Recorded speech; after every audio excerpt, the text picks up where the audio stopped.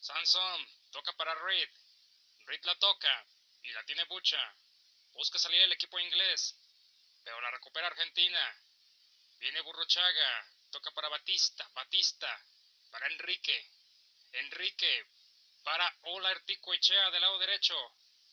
Maradona, avanza entre dos. Sigue Maradona. Balón para Valdano. Valdano Maradona. Gol de Argentina. Gol de Diego Armando Maradona. Quizás el gol más famoso y más polémico de la historia, y con el cual automáticamente asociamos a Diego Armando Maradona. La mano de Dios. Un gol gracias al cual Argentina consiguió eliminar a Inglaterra del Mundial de México 86, avanzando con ellos a semifinales, donde, igual, se descabezaría a Bélgica, para finalmente treparse a la final donde derrotaría a Alemania, por un marcador de 3-2. Gracias a esta victoria, el equipo de Diego Armando Maradona pudo llegar a su segundo título, ya que, bueno, pues recordemos que el primero lo había conseguido en el 78. Pero más allá del fútbol y de los campeonatos del albiceleste, hay por un dato curioso, que quizás no mucha gente conoce respecto al partido de Inglaterra y Argentina. Y es que este encuentro se celebró en junio de 1986, tan solo 4 años después de que tuviera lugar la Guerra de las Malvinas. ¿La guerra de qué? De las Malvinas. Oye, ¿y eso qué es? Pues un conflicto armado que tuvo lugar entre Inglaterra y Argentina, durante el verano del 82. Si pensaste que las guerras entre europeos y americanos eran cosa del siglo XIX o inicios del XX, pues no, mi chavo, esto pasó en los 80s, cuando Michael Jackson andaba bailando con los muertos y los Transformers pues comenzaban a ponerse de moda. A lo mejor te preguntarás, oye carnal, ¿cómo que una guerra entre Inglaterra y Argentina? ¿Y luego en los 80s? ¿Cómo carajos pasó eso? Y yo te diré, pues fue culpa de una ocurrencia, una simple y llana ocurrencia. Pero antes de pasar a ella, oye, ¿y qué son las Malvinas? Las Malvinas son unas islas que se encuentran en el extremo sur del Atlántico, a tan solo 300 kilómetros de la Patagonia, en la actual Argentina. Fueron descubiertas por barcos españoles hacia finales del siglo XVI, quienes, pues a pesar de esto, no las tomaron en posesión sino hasta el siglo XVIII, que fue cuando se las compraron a Francia. A partir de este momento, las Malvinas pasarían a formar parte del Imperio Español, y posteriormente fueron heredadas por Argentina, luego de que ésta alcanzara su independencia. No obstante, en 1833 fueron ocupadas por Inglaterra, la cual las incorpora a sus demás posesiones de ultramar. Pero, ¿por qué los ingleses se atrevieron a tomar posesión de unas islas que pues legalmente les seguían perteneciendo a España? Bueno, pues porque al igual que los españoles, los ingleses también se adjudicaban el descubrimiento de las islas, lo que según ellos automáticamente les daba el derecho de reclamarlas. Argentina, quien ya consideraba las Malvinas como parte de su territorio, vio el suceso como una violación hacia su soberanía, e increpó a los ingleses, quienes por supuesto que se negaron a reconocer el descubrimiento de España, así como el consiguiente derecho de Argentina. Argentina entonces comenzó una batalla legal y política, que se extendió hasta la centuria pasada, llegando a tener una mediación por parte de la ONU en 1965. A pesar de esto, los ingleses pues no quisieron dar su brazo a torcer, por lo cual siguieron en posesión de las Malvinas. Sin embargo, durante tiempos de Margaret Thatcher, primera ministra británica, el entonces dictador Leopoldo Galtieri lanzó una operación militar con el propósito de recuperar las islas, evento que a su vez desencadenaría la guerra. Margaret Thatcher, la implicada por el lado de los británicos, fue designada primera ministra del Reino Unido en el año de 1979, entidad que, pues si por algo fue famosa fue por el vasto y enorme imperio que logró crear durante los siglos XVIII y XIX. Sin embargo, a lo largo del siglo XX dicho imperio comenzó a reducirse, por culpa de la crisis del 29 y más por la Segunda Guerra Mundial, entre otros acontecimientos, de tal forma que ya para los 70s y 80s no era ni la sombra de lo que había sido 100 años atrás. Y con esto se encontró Thatcher, con un imperio reducido y empobrecido, que año con año estrangulaba a sus ciudadanos, con escasez y desempleo. Intentando solucionar esto, la primera ministra implementó una serie de medidas, con el propósito de mejorar la economía del reino. Tales medidas consistían en ir recortando los gastos, a la vez que se buscaba aumentar los recursos. Para ello, Thatcher redujo el presupuesto de varios sectores, entre ellos el militar. Vendió además la mayor parte de la flota británica, puso límites al gasto público y aumentó los impuestos, lo cual efectivamente trajo una recuperación económica a mediano plazo. Permitió que el Reino Unido cerrara los 80s con mucho mejores números. No obstante, al momento de su emisión estas medidas pues fueron un verdadero dolor de cabeza para Thatcher, ya que no fueron aceptadas por el grueso de la población. Y pues digo, imagínate que estás quebrado y te suben la luz, el teléfono y el agua. Así que Thatcher se ganó el odio y el desprecio de sus connacionales, quienes además le recriminaron el haberse deshecho de la flota, uno de los pocos símbolos de orgullo que le quedaban al Reino Unido. Lo peor fue que este incidente, sumado al recorte militar, sería visto como un síntoma de debilidad por los demás países de la zona, e incluso por aquellos que se encontraban a kilómetros de distancia, como Argentina. Al ver que los británicos se deshacían de sus barcos y le quitaban los recursos a su ejército, Galtieri se animó a intentar recuperar las Malvinas, ocupándolas en abril de 1982. Pero para hablar de Galtieri, es necesario mencionar la situación que vivió Argentina durante buena parte del siglo XX, ya que el siglo XX argentino es de los más complicados en el continente, si no es el que más. Ramón Castillo, Arturo Frondizi, Hipólito Yrigoyen, Arturo Illia y José María Guido. A ver, ¿qué te figuras que tienen en común todos estos señores? Que son argentinos. Sí, güey, pero aparte. ¿Que fueron presidentes de Argentina? Correcto. Todos en su momento fueron presidentes del país sudamericano. Algunos lo fueron por poco tiempo, otros lo fueron por mucho, pero en fin. Sin embargo, esta no es la única coincidencia que hay entre estos políticos, ya que, pues aparte de haber estado al frente de la nación argentina, también fueron depuestos mediante un golpe de estado. O sea, que el ejército los obligó a dejar la presidencia. ¿El ejército? Pero... ¿y el ejército qué? Ah, pues el ejército argentino tenía la particularidad de que era muy paternalista. Esto es, que cuidaban de la paz y de la estabilidad del país, pero siguiendo sus propios criterios, sin someterse al control de ningún mandatario, y sin importarles si el pueblo estaba de acuerdo con ellos o no. Si el presidente de turno implementaba una política y los militares la consideraban nociva, o bien, si juzgaban que el tipo no estaba a la altura de las circunstancias, lo quitaban, se quedaban en la presidencia e intentaban demostrarle al mundo que ellos podían hacerlo mejor.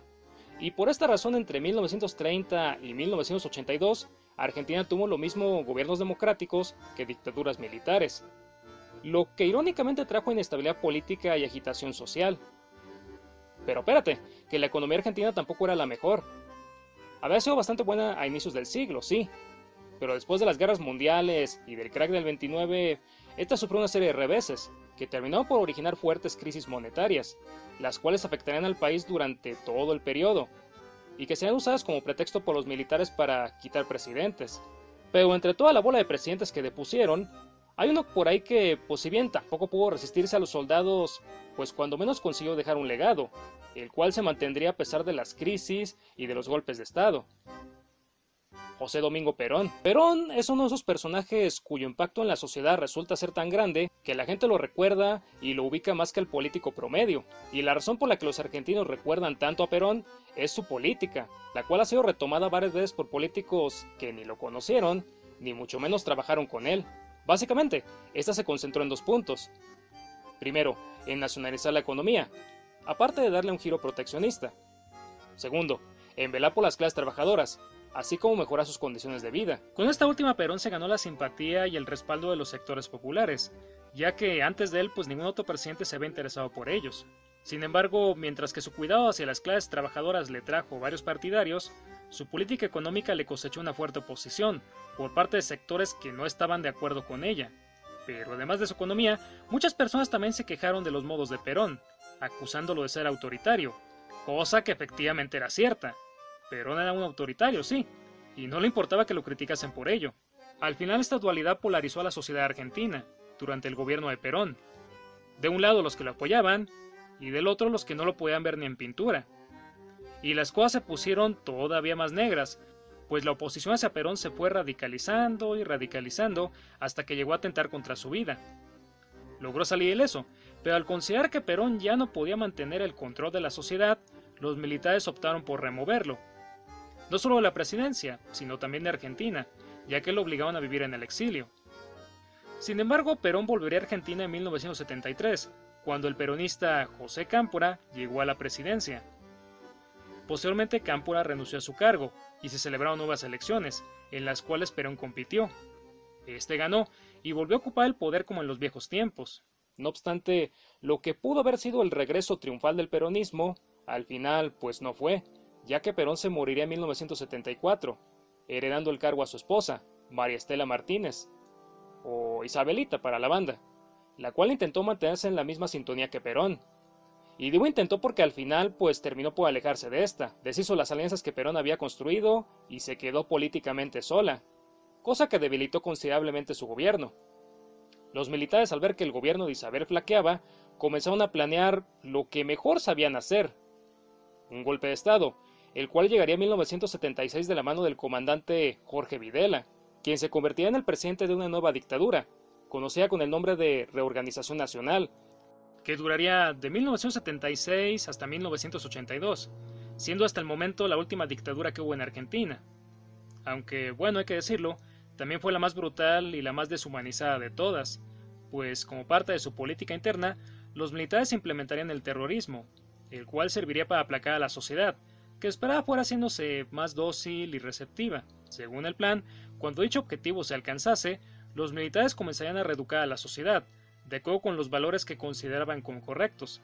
En la práctica, el sometimiento de la sociedad se tradujo en censura, secuestros, detenciones arbitrarias y decenas de ejecuciones, mismas que fueron señaladas por la ONU, derechos humanos, así como por otros países, y más importante aún, por la propia sociedad argentina, que sí, a un inicio se paniqueó con la dureza de los militares.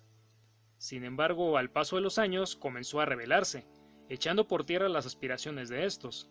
Aunado a ello, la política económica de la dictadura tampoco les dio los resultados que querían, pues durante la administración de Videla se plantearon metas que, ya fuera por factores internos o externos, jamás llegaron a realizarse, lo cual ocasionó una severa crisis, que estalló en las manos de Roberto Viola, el sucesor de Videla. Ambos factores, la crisis y el descontento popular, pusieron en jaque a la dictadura, llevándola hasta su fin en 1981. O bueno, así habría sido de no ser por la intervención de un hombre: Galtieri. Galtieri llegó a la presidencia cuando la dictadura pues prácticamente estaba en la lona, aunque pues no lo hizo por casualidad, sino porque de todos los militares, él fue el único que estaba seguro de poder resucitarla. Así que el ejército, más por desesperación que por convicción, decidió jugársela con él. Sin embargo, Galtieri tenía un plan, que en poco tiempo despertó el entusiasmo de las Fuerzas Armadas: el de las Malvinas.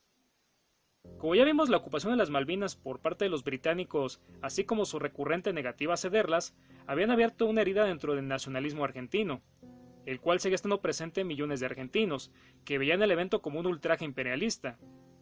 Algo así como lo que sucede aquí en México cuando hablamos de Santana y de la guerra contra los Estados Unidos. Consciente de esto, Galtieri decidió apelar a ese resentimiento, para ganarse la aceptación y el respaldo de la gente, cosa que en verdad sucedió, luego de que la toma de las Malvinas resultara ser un éxito. El 3 de abril, un día después de que se concretara la ocupación, Galtieri fue victoriado por argentinos de todas las edades, de todas las profesiones, de todos los estratos sociales y de todas las convicciones políticas. Incluso aquellos que venían criticando a la dictadura colgaron un rato su inconformidad y se pusieron a felicitarlo. ¿Por qué? ¿Las violaciones se habían detenido? ¿Los desaparecidos habían aparecido? ¿La economía había mejorado? Pues no, cabrón, las cosas seguían igual en ese sentido.